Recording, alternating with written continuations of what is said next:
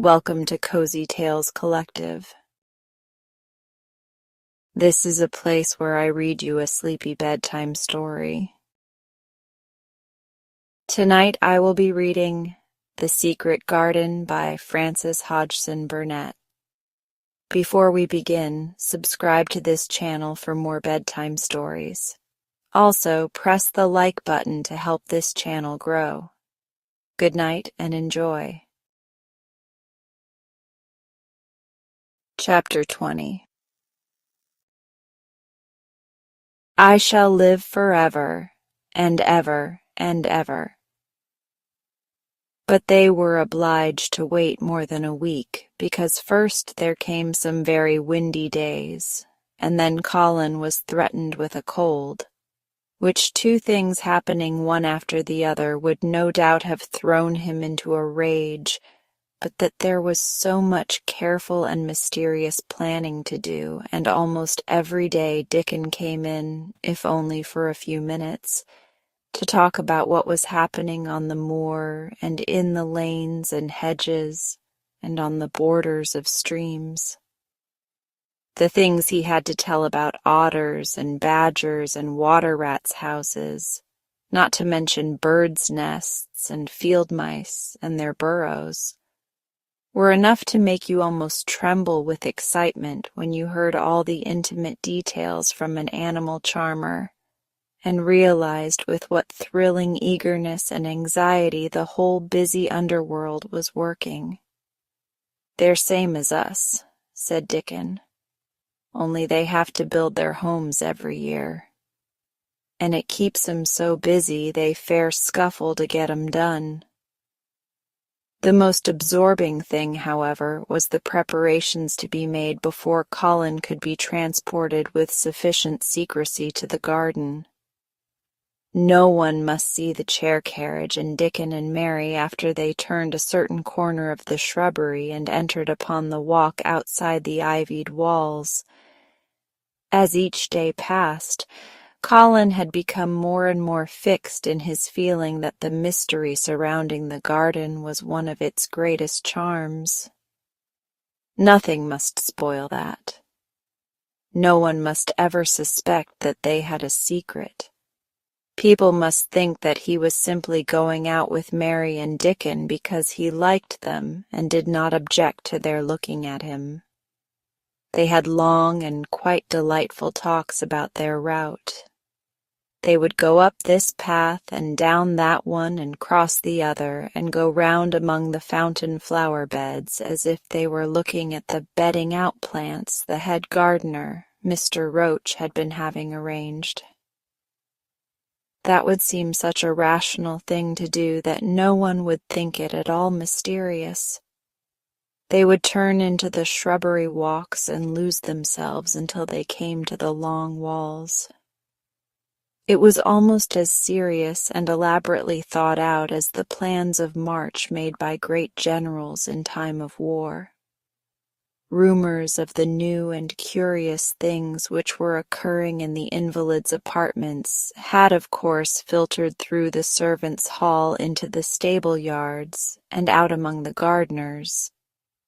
But notwithstanding this, Mr. Roach was startled one day when he received orders from Master Colin's room to the effect that he must report himself in the apartment no outsider had ever seen, as the invalid himself desired to speak to him. "Well, well," he said to himself as he hurriedly changed his coat. "What's to do now? His Royal Highness that wasn't to be looked at calling up a man he's never set eyes on."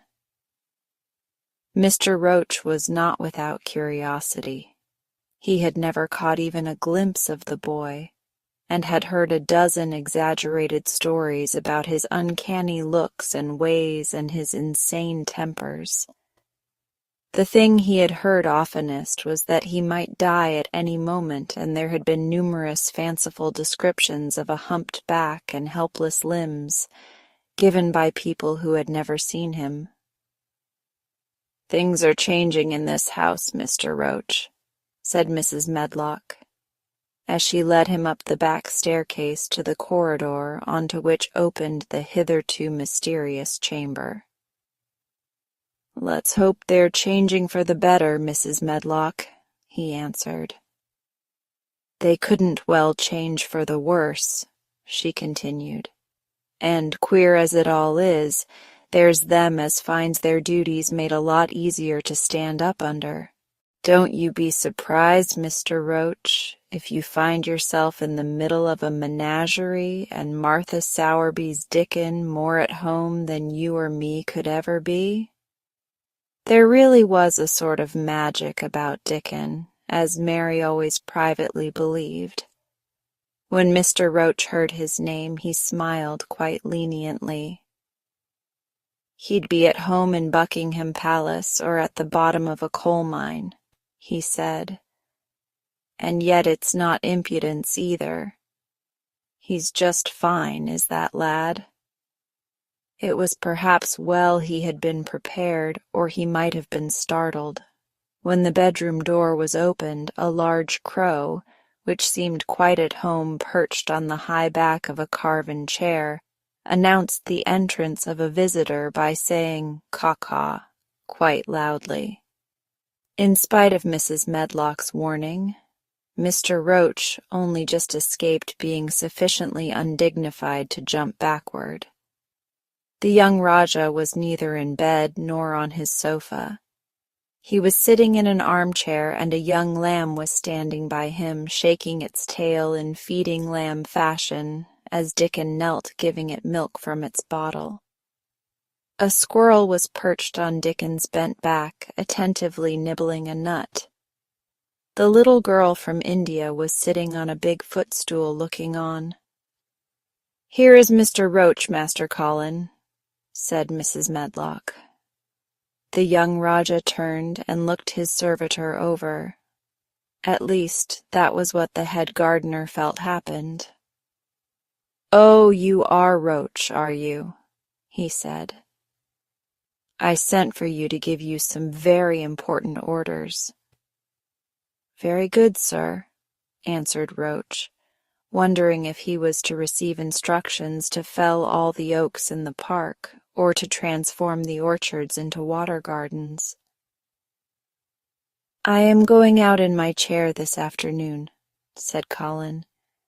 "If the fresh air agrees with me, I may go out every day. When I go, none of the gardeners are to be anywhere near the long walk by the garden walls. No one is to be there. I shall go out about 2 o'clock, and everyone must keep away until I send word that they may go back to their work." "Very good, sir," replied Mr. Roach, much relieved to hear that the oaks might remain and that the orchards were safe. "Mary," said Colin, turning to her, "what is that thing you say in India when you have finished talking and want people to go?" "You say, 'You have my permission to go,'" answered Mary. The Rajah waved his hand. "You have my permission to go, Roach," he said. "But remember, this is very important." "Caw, caw," remarked the crow hoarsely, but not impolitely. "Very good, sir. Thank you, sir," said Mr. Roach, and Mrs. Medlock took him out of the room. Outside in the corridor, being a rather good-natured man, he smiled until he almost laughed. "My word," he said, "he's got a fine lordly way with him, hasn't he? You'd think he was a whole royal family rolled into one, prince consort and all." "Eh?" protested Mrs. Medlock. "We've had to let him trample all over every one of us ever since he had feet, and he thinks that's what folks was born for." "Perhaps he'll grow out of it if he lives," suggested Mr. Roach. "Well, there's one thing pretty sure," said Mrs. Medlock. "If he does live and that Indian child stays here, I'll warrant she teaches him that the whole orange does not belong to him, as Susan Sowerby says, and he'll be likely to find out the size of his own quarter. Inside the room, Colin was leaning back on his cushions. "It's all safe now," he said, "and this afternoon I shall see it. This afternoon I shall be in it." Dickon went back to the garden with his creatures, and Mary stayed with Colin. She did not think he looked tired, but he was very quiet before their lunch came, and he was quiet while they were eating it. She wondered why, and asked him about it. "What big eyes you've got, Colin," she said. "When you're thinking, they get as big as saucers. What are you thinking about now?" "I can't help thinking about what it will look like," he answered. "The garden?" asked Mary. "The springtime," he said. "I was thinking that I've really never seen it before. I scarcely ever went out, and when I did go, I never looked at it. I didn't even think about it." "I never saw it in India because there wasn't any," said Mary. Shut in and morbid as his life had been, Colin had more imagination than she had, and at least he had spent a good deal of time looking at wonderful books and pictures. "That morning when you ran in and said, 'It's come, it's come,' you made me feel quite queer. It sounded as if things were coming with a great procession and big bursts and wafts of music. I've a picture like it in one of my books. Crowds of lovely people and children with garlands and branches with blossoms on them, everyone laughing and dancing and crowding and playing on pipes. That was why I said, 'Perhaps we shall hear golden trumpets,' and told you to throw open the window." "How funny," said Mary. "That's really just what it feels like. And if all the flowers and leaves and green things and birds and wild creatures danced past at once, what a crowd it would be. I'm sure they'd dance and sing and flute, and that would be the wafts of music." They both laughed, but it was not because the idea was laughable, but because they both so liked it. A little later, the nurse made Colin ready. She noticed that instead of lying like a log while his clothes were put on, he sat up and made some efforts to help himself, and he talked and laughed with Mary all the time. "This is one of his good days, sir," she said to Dr. Craven, who dropped in to inspect him. "He's in such good spirits that it makes him stronger." "I'll call in again later in the afternoon, after he has come in," said Dr. Craven. "I must see how the going out agrees with him. I wish," in a very low voice, "that he would let you go with him." "I'd rather give up the case this moment, sir, than even stay here while it's suggested," answered the nurse with sudden firmness. "I hadn't really decided to suggest it," said the doctor with his slight nervousness. "We'll try the experiment. Dickon's a lad I'd trust with a newborn child." The strongest footman in the house carried Colin downstairs and put him in his wheeled chair near which Dickon waited outside. After the manservant had arranged his rugs and cushions, the Rajah waved his hand to him and to the nurse. "You have my permission to go," he said, and they both disappeared quickly, and it must be confessed giggled when they were safely inside the house. Dickon began to push the wheeled chair slowly and steadily. Mistress Mary walked beside it, and Colin leaned back and lifted his face to the sky. The arch of it looked very high, and the small snowy clouds seemed like white birds floating on outspread wings below its crystal blueness. The wind swept in soft, big breaths down from the moor, and was strange with a wild, clear-scented sweetness. Colin kept lifting his thin chest to draw it in, and his big eyes looked as if it were they which were listening instead of his ears. "There are so many sounds of singing and humming and calling out," he said. "What is that scent the puffs of wind bring?" "It's gorse on the moor that's opening out," answered Dickon. The bees are at it wonderful today." Not a human creature was to be caught sight of in the paths they took. In fact, every gardener or gardener's lad had been witched away. But they wound in and out among the shrubbery and out and round the fountain beds, following their carefully planned route for the mere mysterious pleasure of it. But when at last they turned into the long walk by the ivied walls, the excited sense of an approaching thrill made them, for some curious reason they could not have explained, begin to speak in whispers. "This is it," breathed Mary. "This is where I used to walk up and down and wonder and wonder." "Is it?" cried Colin, and his eyes began to search the ivy with eager curiousness. "But I can see nothing," he whispered. "There is no door." "That's what I thought," said Mary. Then there was a lovely, breathless silence, and the chair wheeled on. "That is the garden where Ben Weatherstaff works," said Mary. "Is it?" said Colin. A few yards more, and Mary whispered again.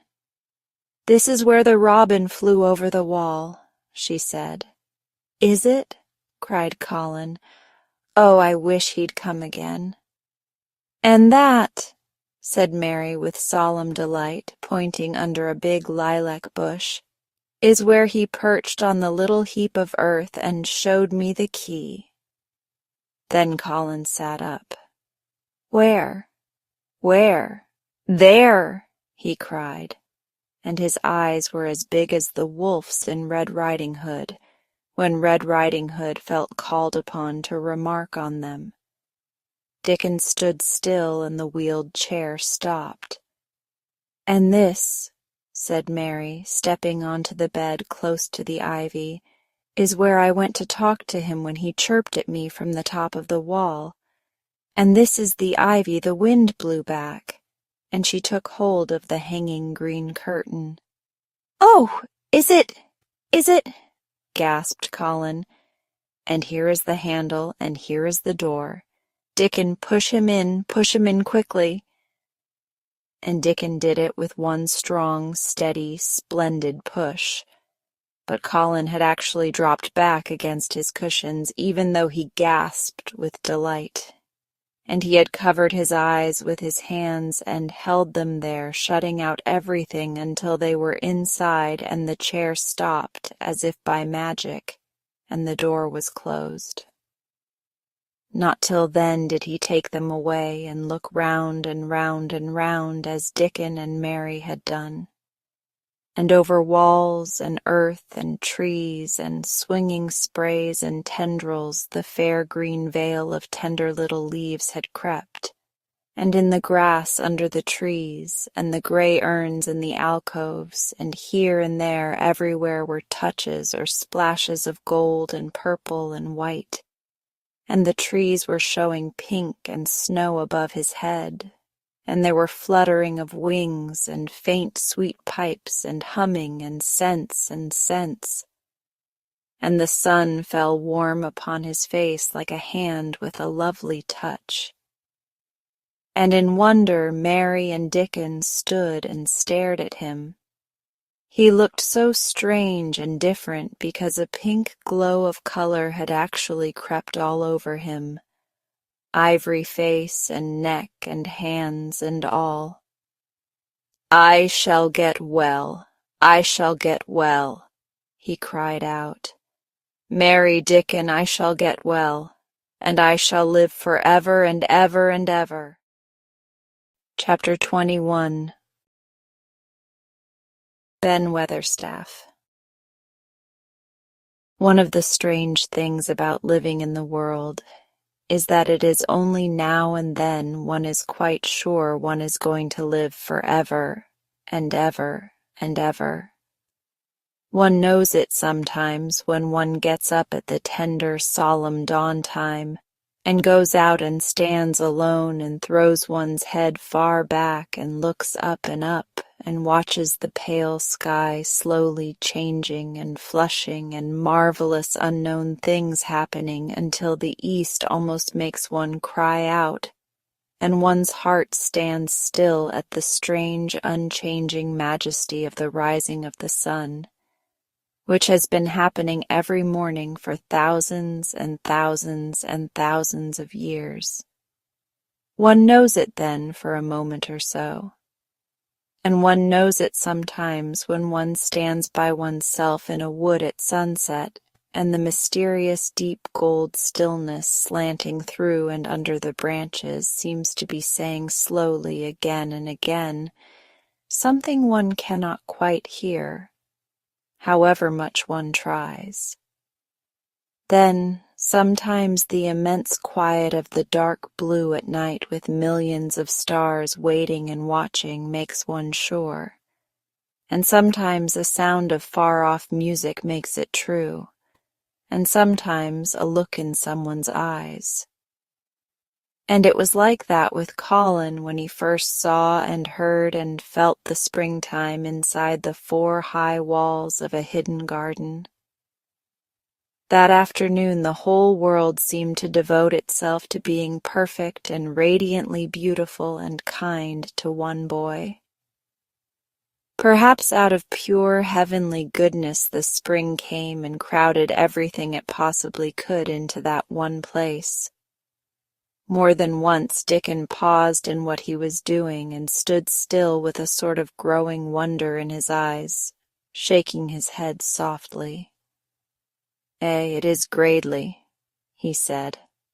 I'm 12 going on 13, and there's a lot of afternoons in 13 years, but seems to me like I never seed one as Gradely as this year. Aye, it is a Gradely one, said Mary, and she sighed for mere joy. I'll warrant it's the gradelest one as ever was in this world. Does tha think, said Colin with dreamy carefulness, as happen it was made like this 'ere all a purpose for me? My word, cried Mary admiringly, that there is a bit o' good Yorkshire. Thou'rt shapen first rate, that thou art. And a light rained. They drew the chair under the plum tree, which was snow-white with blossoms and musical with bees. It was like a king's canopy, a fairy king's. There were flowering cherry trees near and apple trees whose buds were pink and white, and here and there one had burst open wide. Between the blossoming branches of the canopy, bits of blue sky looked down like wonderful eyes. Mary and Dickon worked a little here and there, and Colin watched them. They brought him things to look at.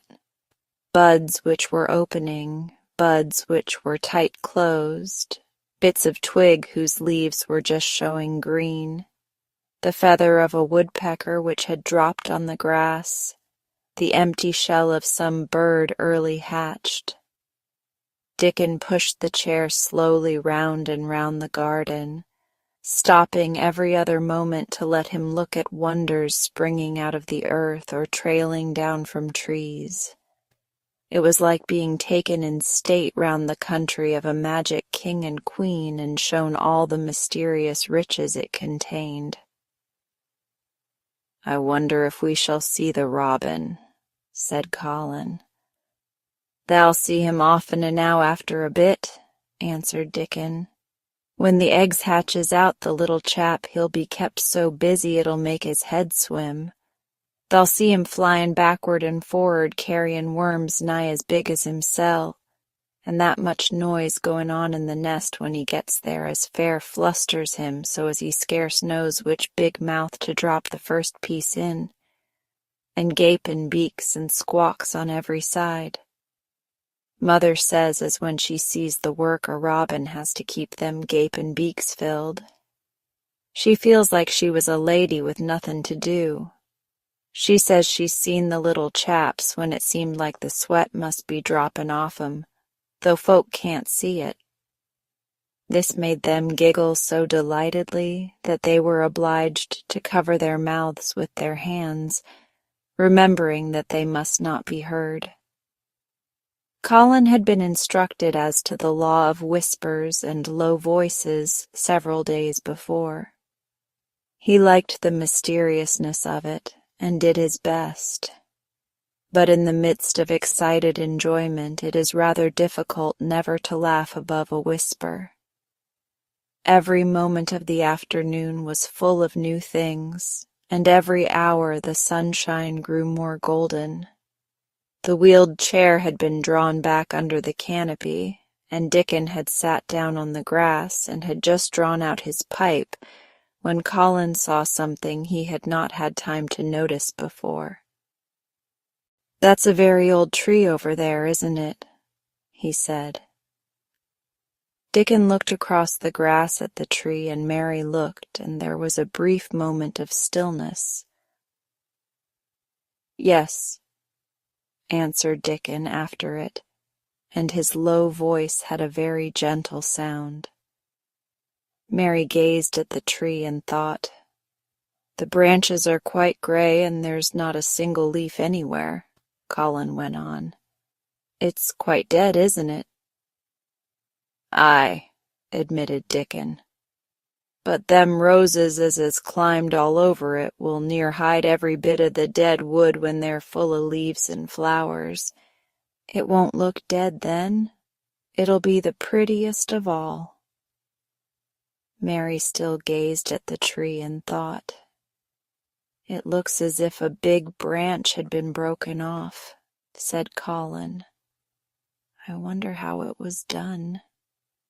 "It's been done many a year," answered Dickon. "Eh?" with a sudden relieved start and laying his hand on Colin. "Look at that robin. There he is. He's been foragin' for his mate." Colin was almost too late, but he just caught sight of him, the flash of red-breasted bird with something in his beak. He darted through the greenness and into the close-grown corner and was out of sight. Colin leaned back on his cushion again, laughing a little. "He's taking her tea to her. Perhaps it's 5 o'clock. I think I'd like some tea myself." And so they were safe. "It was magic which sent the robin," said Mary secretly to Dickon afterward. "I know it was magic." For both she and Dickon had been afraid Colin might ask something about the tree whose branch had broken off 10 years ago, and they had talked it over together. And Dickon had stood and rubbed his head in a troubled way. "We mun look as if it wasn't no different from the other trees," he had said. "We couldn't never tell him how it broke, poor lad. If he says anything about it, we mun try to look cheerful." "Aye, that we mun," had answered Mary. But she had not felt as if she looked cheerful when she gazed at the tree. She wondered and wondered in those few moments if there was any reality in that other thing Dickon had said. He had gone on rubbing his rust-red hair in a puzzled way, but a nice comforted look had begun to grow in his blue eyes. "Mrs. Craven was a very lovely young lady," he had gone on rather hesitatingly. "And Mother, she thinks maybe she's about Misselthwaite many a time looking after Mester Colin, same as all mothers do when they're took out of the world. They have to come back, tha sees.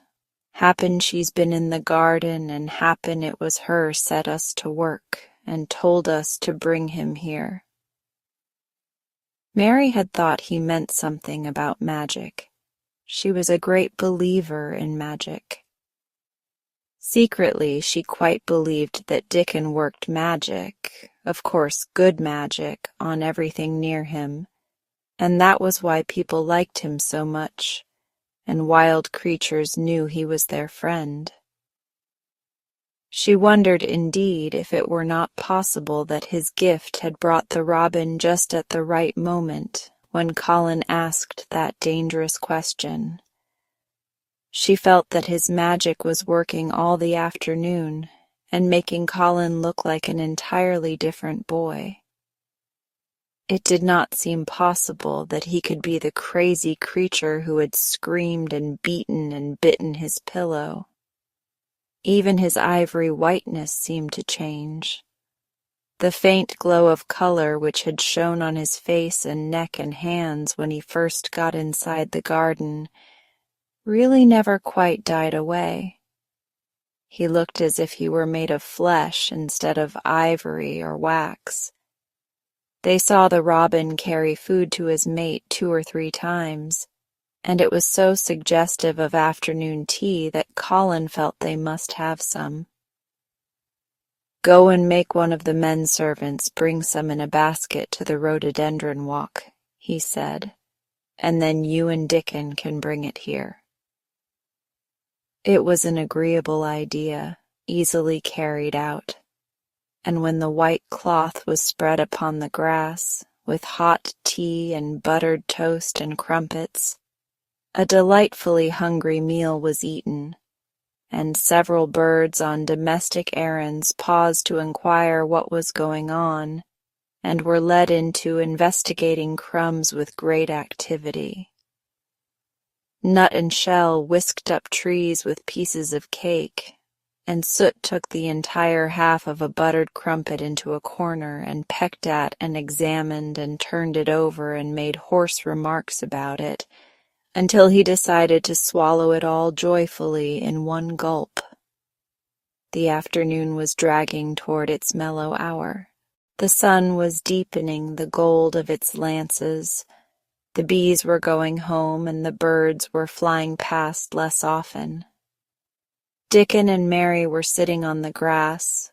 The tea basket was repacked, ready to be taken back to the house, and Colin was lying against his cushions with his heavy locks pushed back from his forehead and his face looking quite a natural color. "I don't want this afternoon to go," he said. "But I shall come back tomorrow, and the day after, and the day after, and the day after." "You'll get plenty of fresh air, won't you?" said Mary. "I'm going to get nothing else," he answered. "I've seen the spring now, and I'm going to see the summer. I'm going to see everything grow here. I'm going to grow here myself." "That thou will," said Dickon. "Us'll have thee walking about here and diggin' same as other folk afore long." Colin flushed tremendously. "Walk?" he said. "Dig, shall I?" Dickon's glance at him was delicately cautious. Neither he nor Mary had ever asked if anything was the matter with his legs. "For sure thou will," he said stoutly. Thou's got legs o' thine own, same as other folks." Mary was rather frightened until she heard Colin's answer. "Nothing really ails them," he said. "But they are so thin and weak. They shake so that I'm afraid to try to stand on them." Both Mary and Dickon drew a relieved breath. "When thou stops bein' afraid thou'll stand on 'em," Dickon said with renewed cheer, "and thou'lt stop being afraid in a bit." "I shall," said Colin, and he lay still as if he were wondering about things. They were really very quiet for a little while. The sun was dropping lower. It was that hour when everything stills itself, and they really had had a busy and exciting afternoon. Colin looked as if he were resting luxuriously. Even the creatures had ceased moving about and had drawn together and were resting near them. Soot had perched on a low branch and drawn up one leg and dropped the gray film drowsily over his eyes. Mary privately thought he looked as if he might snore in a minute. In the midst of this stillness, it was rather startling when Colin half lifted his head and exclaimed in a loud, suddenly alarmed whisper, "Who is that man?" Dickon and Mary scrambled to their feet. "Man!" they both cried in low, quick voices. Colin pointed to the high wall. "Look," he whispered excitedly. "Just look!" Mary and Dickon wheeled about and looked. There was Ben Weatherstaff's indignant face glaring at them over the wall from the top of a ladder. He actually shook his fist at Mary. "If I wasn't a bachelder, and that was a wench o' mine," he cried, "I'd give thee a hidin'." He mounted another step threateningly, as if it were his energetic intention to jump down and deal with her. But as she came toward him, he evidently thought better of it and stood on the top step of his ladder, shaking his fist down at her. "I never thowt much o' thee," he harangued. "I couldna abide thee the first time I set eyes on thee. A scrawny, buttermilk-faced young besom, Alice askin' questions and pokin' thy nose where it wasna wanted. I never knowed how thou got so thick wi' me. If it hadna been for the robin, drat him." "Ben Weatherstaff," called out Mary, finding her breath. She stood below him and called up to him with a sort of gasp. "Ben Weatherstaff, it was the robin who showed me the way." Then it did seem as if Ben really would scramble down on her side of the wall, he was so outraged. "That young bad un," he called down at her, "layin' that badness on a robin, not but what he's impident enow for anythin'. Him showin' thee the way. Him, that young nowt." She could see his next words burst out because he was overpowered by curiosity. "However I this world did thou get in?" "It was the robin who showed me the way," she protested obstinately. "He didn't know he was doing it, but he did. And I can't tell you from here while you're shaking your fist at me." He stopped shaking his fist very suddenly at that very moment, and his jaw actually dropped as he stared over her head at something he saw coming over the grass toward him.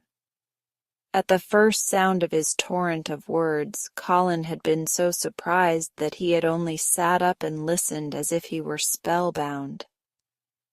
But in the midst of it he had recovered himself and beckoned imperiously to Dickon. "Wheel me over there," he commanded. "Wheel me quite close and stop right in front of him. And this, if you please, this is what Ben Weatherstaff beheld, and which made his jaw drop. A wheeled chair with luxurious cushions and robes which came toward him looking rather like some sort of state coach, because a young Rajah leaned back in it with royal command in his great black-rimmed eyes, and a thin white hand extended haughtily toward him, and it stopped right under Ben Weatherstaff's nose. It was really no wonder his mouth dropped open. "Do you know who I am?" demanded the Rajah. How Ben Weatherstaff stared! His red old eyes fixed themselves on what was before him as if he were seeing a ghost. He gazed and gulped a lump down his throat and did not say a word. "Do you know who I am?" demanded Colin still more imperiously. "Answer!" Ben Weatherstaff put his gnarled hand up and passed it over his eyes and over his forehead, and then he did answer in a queer, shaky voice. "Who that art?" he said. "Aye, that I do, with thy mother's eyes staring at me out of that face. Lord knows how they come here, but they're the poor cripple." Colin forgot that he had ever had a back. His face flushed scarlet, and he sat bolt upright. "I'm not a cripple," he cried out furiously. "I'm not." "He's not," cried Mary, almost shouting up the wall in her fierce indignation. "He's not got a lump as big as a pin. I looked and there was none there, not one." Ben Weatherstaff passed his hand over his forehead again and gazed as if he could never gaze enough. His hand shook, and his mouth shook, and his voice shook. He was an ignorant old man and a tactless old man, and he could only remember the things he had heard. That hasn't got a crooked back," he said hoarsely. "No," shouted Colin. That hasn't got crooked legs," quavered Ben more hoarsely yet. It was too much. The strength which Colin usually threw into his tantrums rushed through him now in a new way. Never yet had he been accused of crooked legs, even in whispers, and the perfectly simple belief in their existence which was revealed by Ben Weatherstaff's voice was more than Raja flesh and blood could endure. His anger and insulted pride made him forget everything but this one moment and filled him with a power he had never known before, an almost unnatural strength. "Come here!" he shouted to Dickon, and he actually began to tear the coverings off his lower limbs and disentangle himself. "Come here! Come here! This minute!" Dickon was by his side in a second. Mary caught her breath in a short gasp and felt herself turn pale. "He can do it! He can do it! He can do it! He can!" She gabbled over to herself under her breath as fast as ever she could. There was a brief, fierce scramble. The rugs were tossed onto the ground. Dickon held Colin's arm. The thin legs were out. The thin feet were on the grass. Colin was standing upright, as straight as an arrow and looking strangely tall, his head thrown back and his strange eyes flashing lightning. "Look at me!" he flung up at Ben Weatherstaff. "Just look at me, you just look at me." "He's as straight as I am," cried Dickon. "He's as straight as any lad of Yorkshire." What Ben Weatherstaff did Mary thought queer beyond measure. He choked and gulped, and suddenly tears ran down his weather-wrinkled cheeks as he struck his old hands together. He burst forth. "The lies folk tells, thou'rt as thin as a lath and as white as a wraith, but there's not a knob on thee. Thou'lt make a mon yet. God bless thee."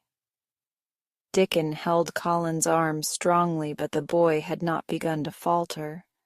He stood straighter and looked Ben Weatherstaff in the face.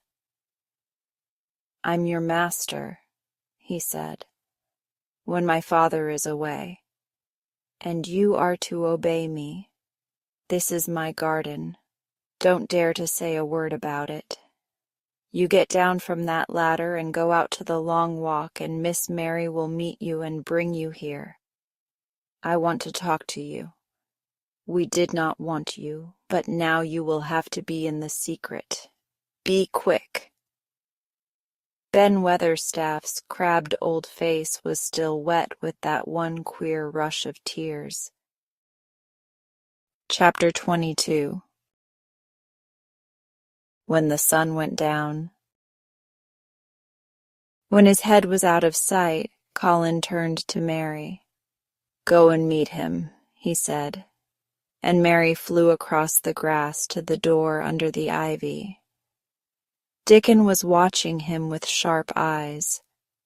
There were scarlet spots on his cheeks, and he looked amazing, but he showed no signs of falling. "I can stand," he said, and his head was still held up, and he said it quite grandly. "I told thee thou could as soon as thou stopped being afraid," answered Dickon. "And thou's stopped."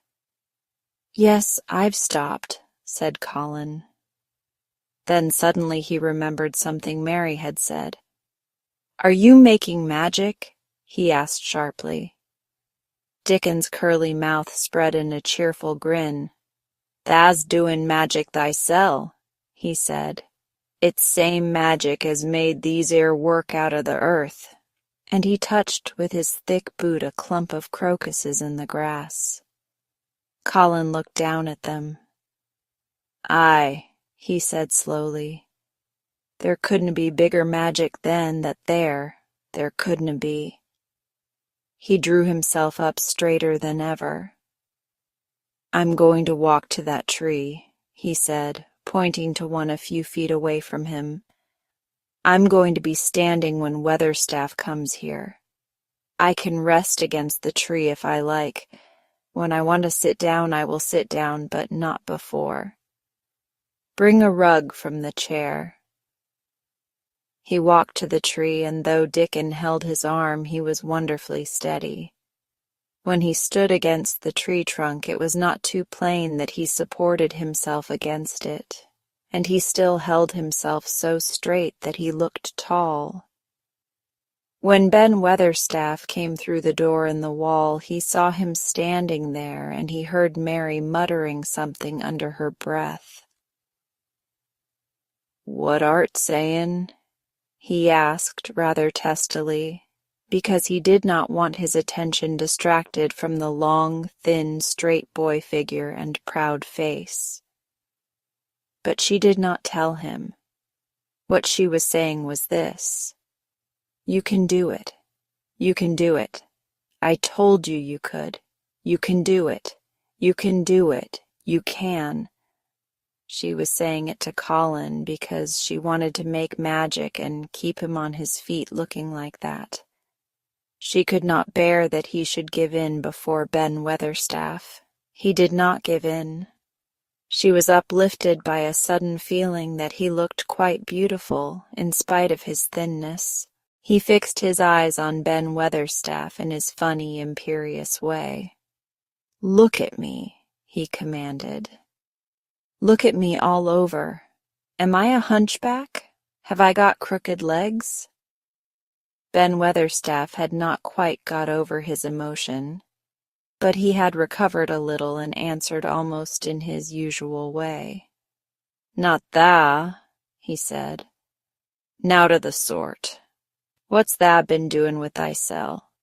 Hidin' out o' sight and lettin' folk think thou was cripple and half-witted?"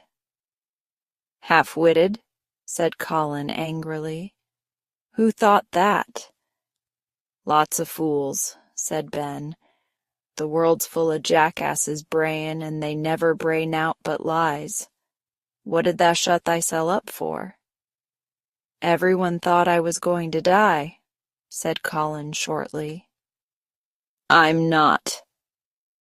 And he said it with such decision Ben Weatherstaff looked him over up and down and up. "That die," he said with dry exultation. "Nowt o' the sort. Tha's got too much pluck in thee. When I seed thee put thy legs on the ground in such a hurry, I knowed that was all right. Sit thee down on the rug a bit, young mester, and give me thy orders." There was a queer mixture of crabbed tenderness and shrewd understanding in his manner. Mary had poured out speech as rapidly as she could as they had come down the long walk. The chief thing to be remembered, she had told him, was that Colin was getting well, getting well. The garden was doing it. No one must let him remember about having humps and dying. The Rajah condescended to seat himself on a rug under the tree. "What work do you do in the gardens, Weatherstaff?" he inquired. "Anything I'm told to do," answered old Ben. "I'm kept on by favor, because she liked me." "She?" said Colin. "Tha mother," answered Ben Weatherstaff. "My mother?" said Colin, and he looked about him quietly. This was her garden, wasn't it? Aye, it was that, and Ben Weatherstaff looked about him too. She were main fond of it. "It is my garden now. I am fond of it.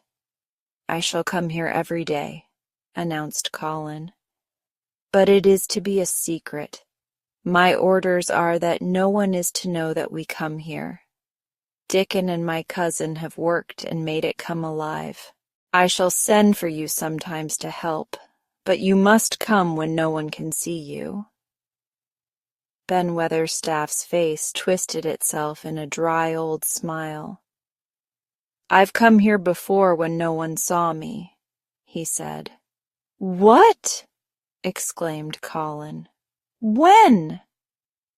"The last time I was here," rubbing his chin and looking round, "was about 2 years ago." "But no one has been in it for 10 years," cried Colin. "There was no door." "I'm no one," said old Ben dryly, "and I didn't come through the door. I come over the wall. The rheumatics held me back the last 2 year." "Tha come and did a bit of prunin'," cried Dickon. "I couldn't make out how it had been done." "She was so fond of it, she was," said Ben Weatherstaff slowly. "And she was such a pretty young thing. She says to me once, 'Ben,' says she laughin', 'if ever I'm ill or if I go away you must take care of my roses.' When she did go away the orders was no one was ever to come nigh. But I come, with grumpy obstinacy. Over the wall I come, until the rheumatics stopped me, and I did a bit of work once a year. She'd gave her order first." "It wouldn't have been as wick as it is if thou hadn't done it," said Dickon. "I did wonder." "I'm glad you did it, Weatherstaff," said Colin. "You'll know how to keep the secret." "Aye, I'll know, sir," answered Ben, "and it'll be easier for a man wi' rheumatics to come in at the door." On the grass near the tree, Mary had dropped her trowel. Colin stretched out his hand and took it up. An odd expression came into his face, and he began to scratch at the earth. His thin hand was weak enough, but presently as they watched him, Mary with quite breathless interest, he drove the end of the trowel into the soil and turned some over. "You can do it. You can do it," said Mary to herself. "I tell you, you can." Dickon's round eyes were full of eager curiousness, but he said not a word. Ben Weatherstaff looked on with interested face. Colin persevered. After he had turned a few trowelfuls of soil, he spoke exultantly to Dickon in his best Yorkshire. "Thou said as tha'd have me walkin' about here same as other folk, and thou said tha'd have me diggin'. I thought thou was just leein' to please me. This is only the first day and I've walked, and here I am diggin'." Ben Weatherstaff's mouth fell open again when he heard him, but he ended by chuckling.